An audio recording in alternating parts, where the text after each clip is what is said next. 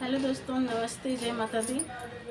मैं अपने चैनल सोनम मोदी लौकिक में लौकिक दोनों पे आप लोग का स्वागत करती हूँ। छोटा सा बहुत ही प्यारा चुटकुला कहारवान आज की लेकर मैं आप लोग सुनिएगा, फुल वॉच करिएगा, कमेंट बॉक्स में जरूर बताइएगा कि कैसा लगा। तो चलिए मैं सुनाती हूँ, आप लोग सुनिए।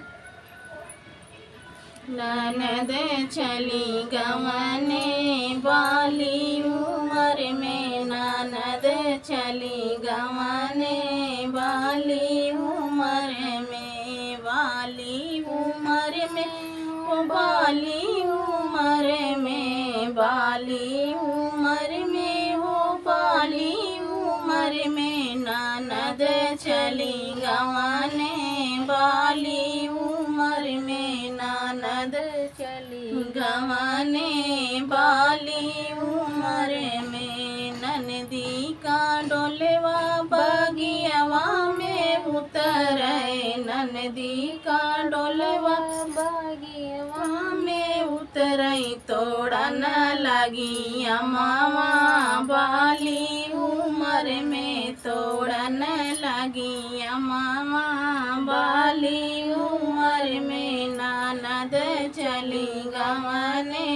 बाली उमर में, ननद चली गवने बाली उमर में, बाली उमर में, हो बाली उमर में, ननद चली गवने बाली उमर में, ननद चली गवने बाली उमर में, ननदी का डोलवा कुआनवा पे उतरा, ननदी का डोलवा कुआनवा पे उतरा, भरन लगी घैला बाली उमर में, भरन लगी घैला बाली उमर में, ननद चली गवने बाली उमर में, ननद चली गवने बाली उमर में, बाली उमर में,